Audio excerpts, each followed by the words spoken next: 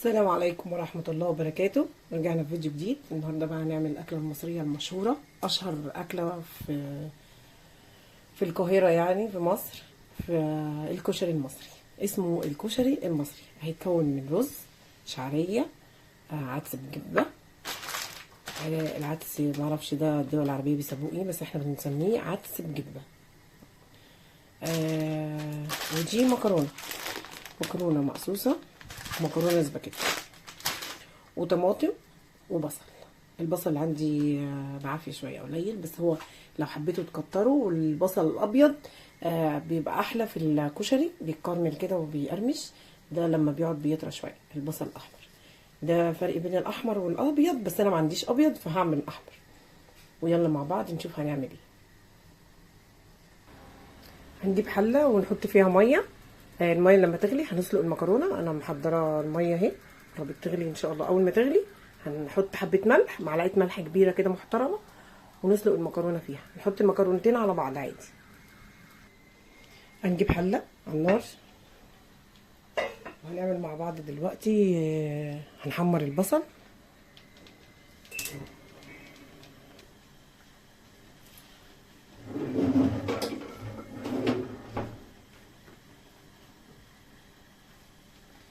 الكشري المصري أكلة مفيدة والأطفال كلها، ومفيش حد ما بياكلهاش في البيت. حتى لما بياكلهاش في البيت بيجيبها من بره، بس من بره بقى طبعا غالية، ومش ضامنين الجودة والنظافة. والطماطم من دلوقتي غالية، فطبعا ممكن يعملوا طماطمايه بايظه، ولا يستخسروا يرموا يعني او كده عشان غاليه. فاحنا طبعا في البيت هتبقى حاجه نظيفه ومضمونه، والولاد بيحبوها. ونعمل مع بعض الدقه والشطه دلوقتي. بس نحط حبه زيت،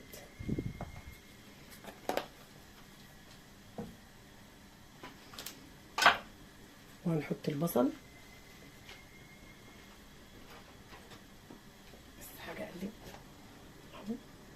لما الزيت يسخن شويه هنحط البصل. الزيت سخن، نحط بقى البصل. طبعا انا رشه له حبه ملح.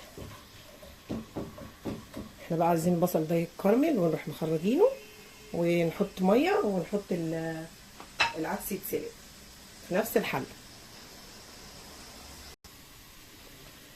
البصل احمرت اهي.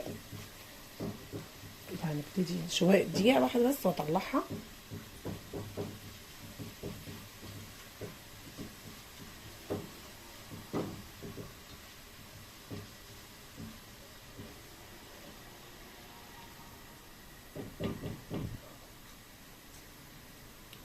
بقى لما تسيبوها كده هتنشف وتقرمش. انا ما بحطش عليها اكتر من الملح بس. في ناس بقى بتحط معلقه نشا عشان تقرمش وتكرمل. انا ما بحطش الا ملح، وبتقرمش وبتكرمل بس. خلاص هنحط الميه بقى على بواقي البصل عادي،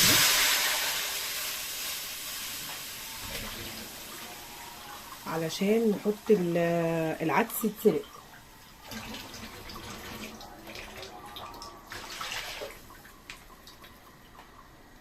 تمام.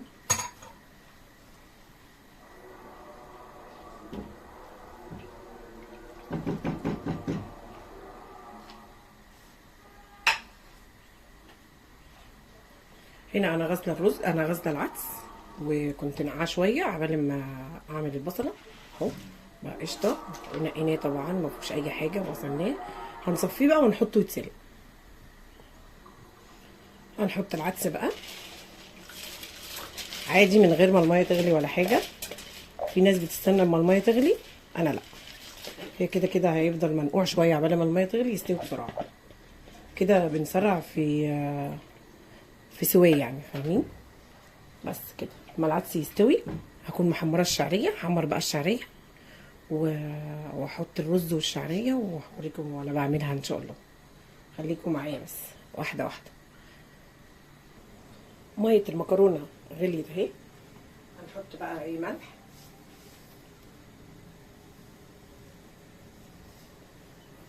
معلقتين ملح كبار كده، عشان المكرونه تتسلق في ملح بتبقى طعمها مش مش دلع يعني، وتبقى مملحه وحلوه. مش هتبقى مالحه، لا احنا لسه هنشطفها طبعا. هنجيب المكرونه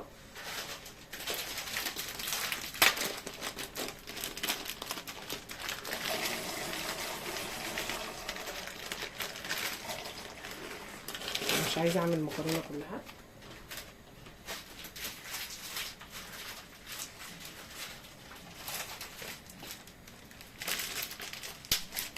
احنا بنحط الاسباجيتي على المعصوصه.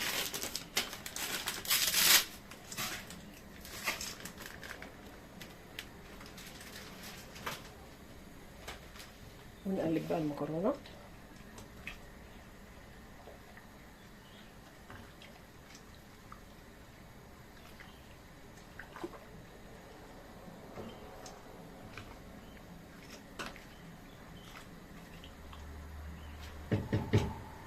المكرونه هتتسلق.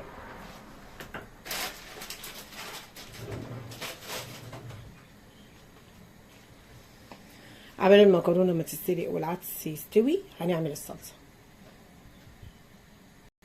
هنجيب بقى حله فاضيه هنحط فيها حبه زيت. هنعمل الصلصه دلوقتي. كل بقى حاجه على النار دلوقتي. المكرونه بتتسلق والعدس بيستوي وهحمر الشعريه وهعمل الصلصه. شفتوا الكشري خلص بقى بسرعه ازاي. انا معايا بقى حته بصله كده متفرزه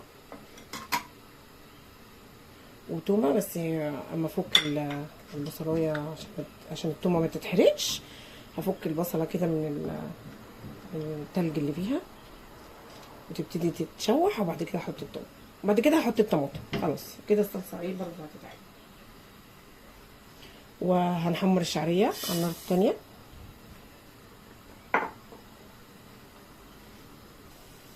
وهنا على نار تانية بحمر الشعريه.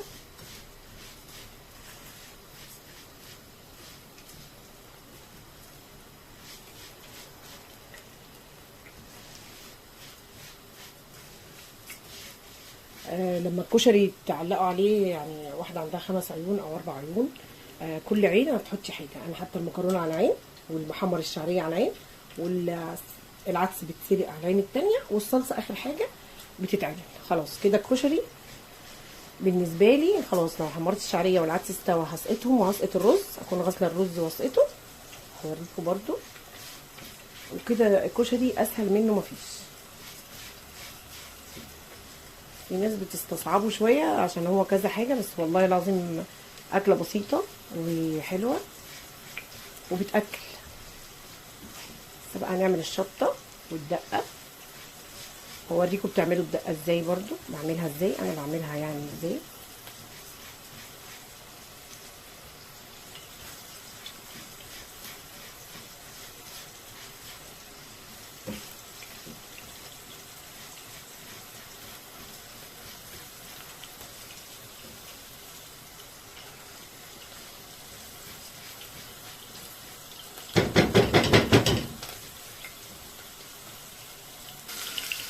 اهي كده البصله اتشوحت شويه،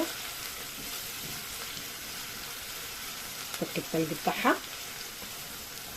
الصلصه بتاعت الكشري ممكن تعمل بتومه بس احنا بنعملها بتومه وبصله، بتبقى طعمها معسل وحلو.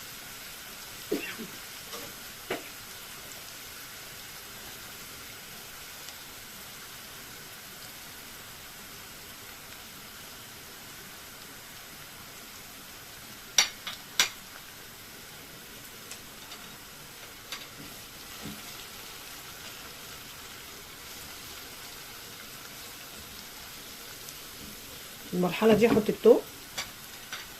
جبت التوم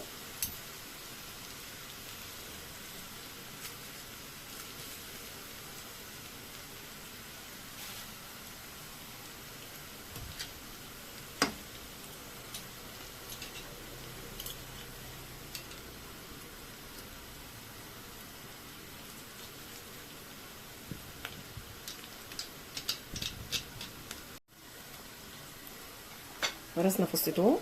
خلاص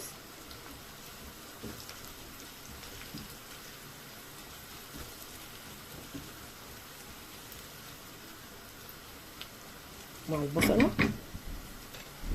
نشوح بقى الشعريه، بنحمر الشعريه على الناحيه التانيه.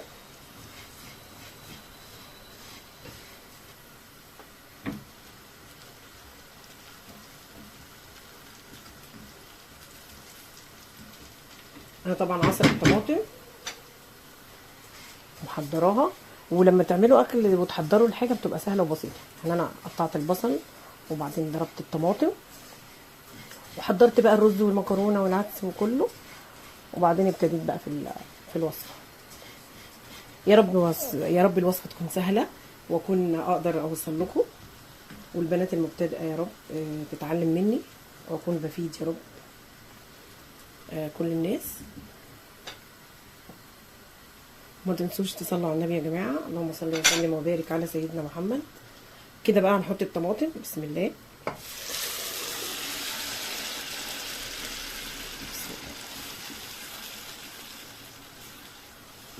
بسم الله.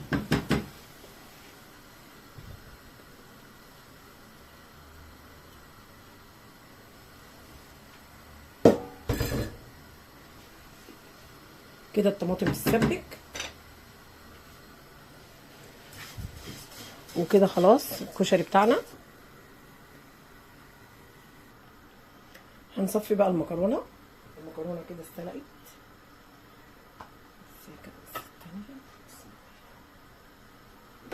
بسم الله الرحمن الرحيم. كده بنصفي المكرونه اهي. نفتح بقى عليها الميه.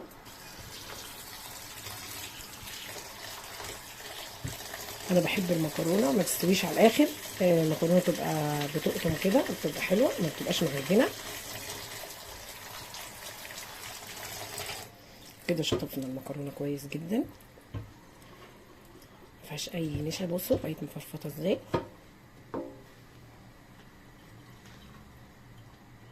في المرحله دي العدس استوى، مش استوى تماما طبعا، ما استواش تماما، 3/4 سوا. هيسوي الربع التاني مع الرز. هنحط الرز، غسلنا الرز.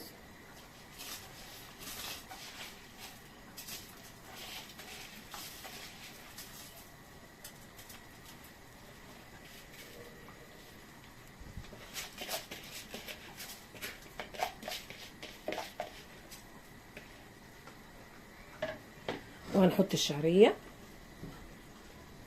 اللي احنا حمرناها.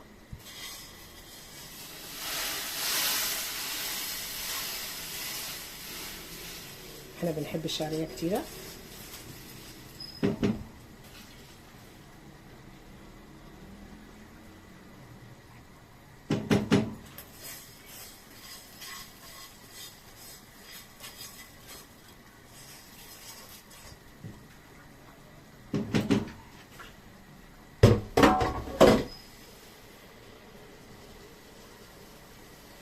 اهي كده الشعريه مع الرز مع العدس هيستووا.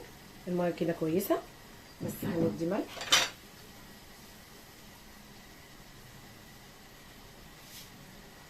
معلقه ملح كده حلوه.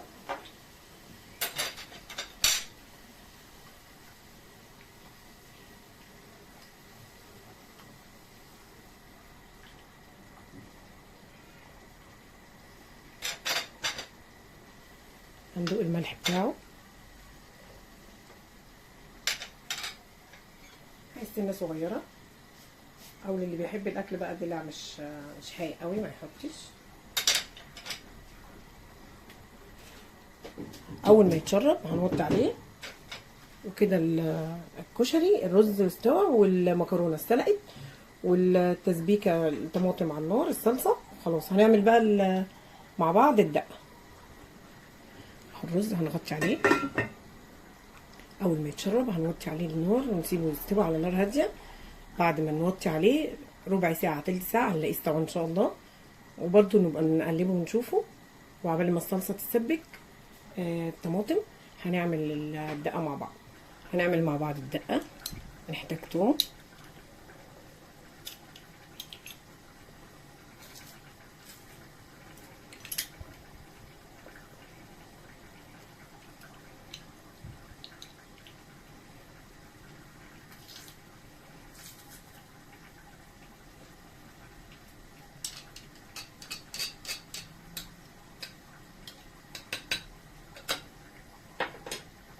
هنحتاج الثوم وعليه ليمون،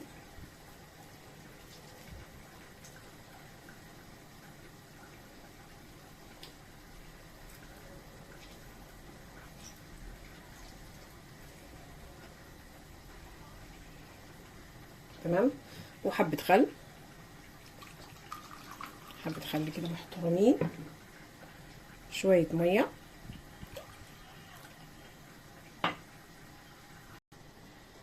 هنحتاج بقى مع بعض معلقه صلصه. انا خدت معلقه صلصه من على النار، تمام. هنحتاج التتبيله دي بقى، كمون، كزبره، وحبه شطه، معلقه شطه صغيره كده. كده كده هنحط شطه تاني، هنعمل شطه يعني لوحدها. كده الدقه احنا بنحب لونها احمر كده يا جماعه.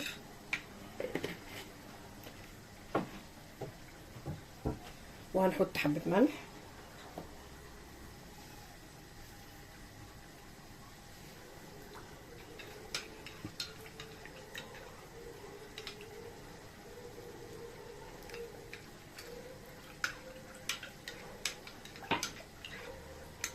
كده الدقه بتاعتنا خلصت. هنصبها بقى في كاسه التقديمه.